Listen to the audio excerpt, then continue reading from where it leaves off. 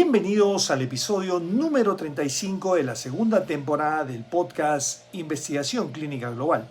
Soy el Dr. José Torres, soy médico neumólogo, trabajo haciendo proyectos de investigación clínica en Latinoamérica y hoy vamos a hablar de un tema por demás interesante. Este está relacionado con el episodio número 34 de la semana pasada y que es necesario ver para entender el concepto del problema de apneos. Los invito a verlo antes de empezar a ver este episodio y además para que tengan un contexto total del problema. Creo que este tema merece este episodio profundo porque el problema toca una de las partes más importantes de la investigación clínica, la diferencia entre explorar los datos y cambiar el análisis luego de conocer los resultados. Esta diferencia determina si seguimos haciendo ciencia o comenzamos a fabricar evidencia. Además, el caso Advocate-Tapneos es un excelente ejemplo para explicar conceptos estadísticos complejos sin convertir el episodio actual en una acusación contra una determinada compañía farmacéutica. Lo importante es explicar el principio científico, no únicamente el caso. Vamos con el episodio el día de hoy. Existe una enorme diferencia entre el análisis planificado antes de ver los datos versus análisis modificado después de conocer que el resultado no fue significativo. Esa diferencia es precisamente lo que intentan evitar las buenas prácticas clínicas, el ICH I9 y los principios regulatorios. Primero expliquemos qué es el data log para entender el concepto del problema. Muchos médicos escuchan el término pero no conocen su importancia. El data log significa que todos los pacientes terminaron el estudio, todas las variables fueron verificadas, todas las inconsistencias fueron resueltas, la base queda congelada, ya no puede modificarse. A partir de ese momento comienza el análisis estadístico preespecificado. No debería empezar un proceso creativo para buscar significancia estadística. ¿Por qué existe el data log? Porque protege contra un sesgo muy conocido en el mundo de la investigación clínica. Imagine que usted ya sabe que el resultado fue un P igual a 0.102. Ahora tiene un incentivo enorme para preguntarse, ¿y si quitamos a algunos pacientes? ¿Y si cambiamos la imputación? ¿Y si analizamos otra población? ¿Y si usamos otro modelo? ¿Y si modificamos una covariable? ¿Y si hacemos un análisis diferente? Cada decisión parece pequeña, pero juntas pueden mover el estudio, eso usted lo sabe. Se conoce como Research Degrees of Freedom, es decir, Garden or Fucking Paths, que representa realmente la P. Aquí vale la pena explicar algo que muy pocos médicos conocen. La P no es una propiedad física del medicamento. La P depende entre otras cosas, de qué pacientes se analizaron, qué modelo estadístico se utilizó, cómo se manejaron los datos después, qué covariables se incluyeron, qué población se escogió, cómo se imputaron los datos.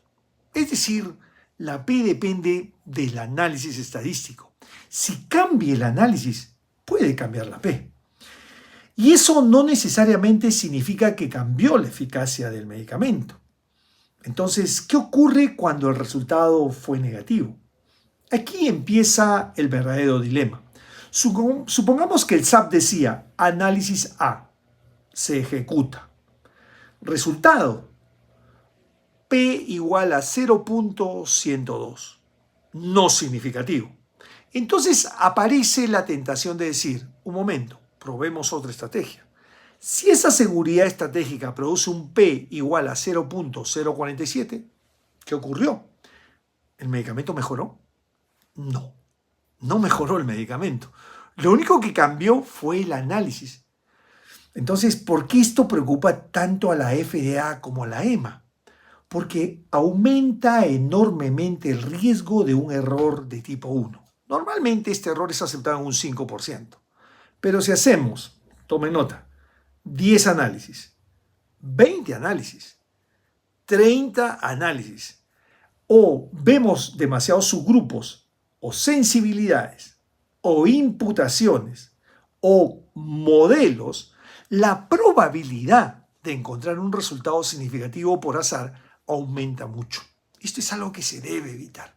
Este es el problema del multiple testing, de los test múltiples, de las pruebas múltiples y del data dredging o el p-hacking. Es un tema que es importante conocer. ¿Por qué? ¿Es ilegal hacer estos nuevos análisis? La respuesta es no. No es ilegal hacerlos. Aquí es donde conviene ser muy equilibrado porque es muy fácil echar culpas, ¿no? Existen 3 tipos de análisis, tome nota. Los preespecificados son los del SAP. Son los que sustentan la evidencia principal de ese medicamento que hemos probado. Dan máxima credibilidad a toda la data que hemos producido. Segundo, la sensibilidad. Se realiza para demostrar que el resultado es robusto. Son aceptables, efectivamente. Incluso son esperados por la FDA. Y en tercer lugar están los exploratorios. Sirven para generar hipótesis. Nunca deberían reemplazar el análisis primario. Entonces, ¿qué ocurre? ¿Puede modificarse el análisis luego del data log? La respuesta es sí, pero debe decirse claramente. La FDA espera algo como "The original analysis failed, a post-hoc analysis suggests". Esto cambia completamente el peso de la evidencia.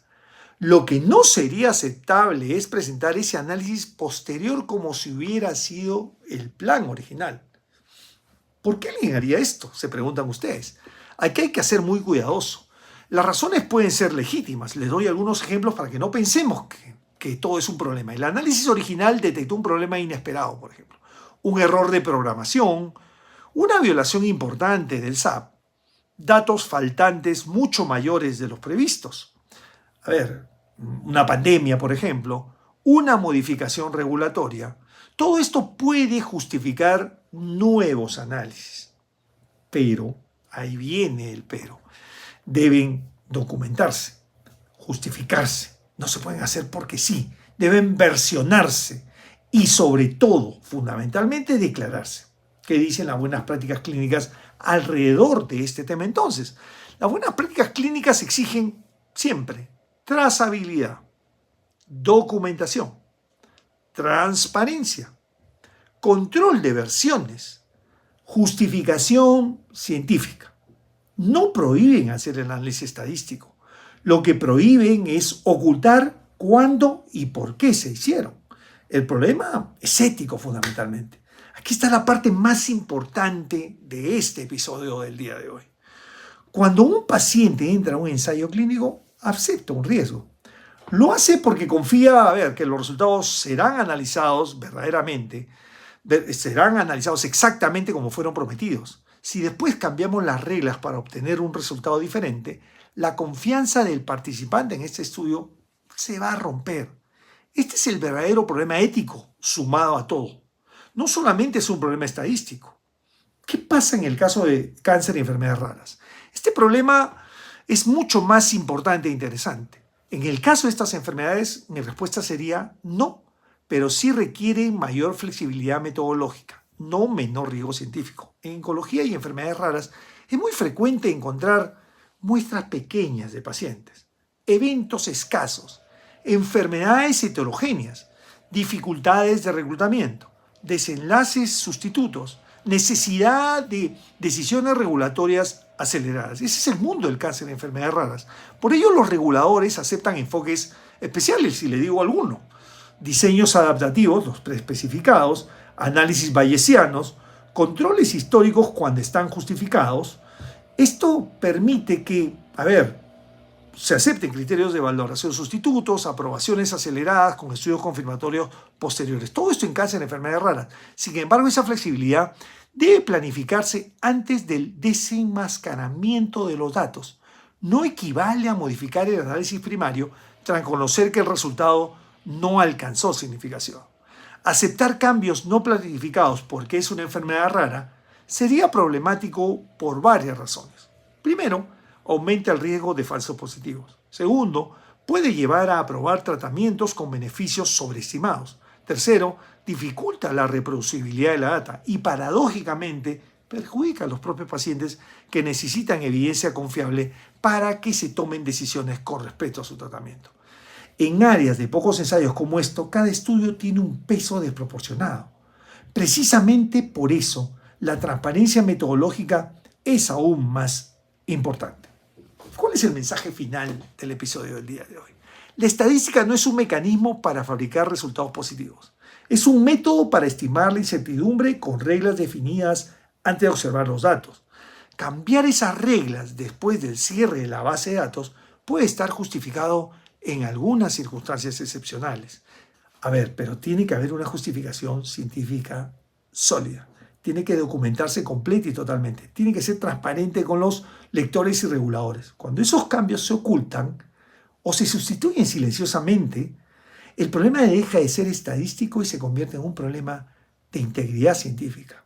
En investigación clínica, la confianza no depende únicamente de que un medicamento funcione. Depende también de que la evidencia que haya sido obtenida como un proceso transparente, reproducible y éticamente defendible sea considerado como tal. Ese es el punto clave en el problema TAPNEOS, que seguramente va a traer mayores decisiones en los organismos regulatorios como la FDA y la EMA en las próximas semanas. Gracias por acompañarme en el episodio número 35 de la segunda temporada del podcast Investigación Clínica Global. Y los invito a que compartan este episodio con sus colegas y con los médicos que trabajan en el mundo de la investigación clínica, con los decisores, con las personas que están involucradas en el mundo de las decisiones en salud, para que les sirva de base para este fin. Los invito además a continuar siguiéndonos en todas nuestras redes: Spotify, YouTube, Apple Podcasts, TikTok e Instagram, para que se enteren de los últimos avances en el mundo de los ensayos clínicos y la medicina. Nos vemos pronto nuevamente.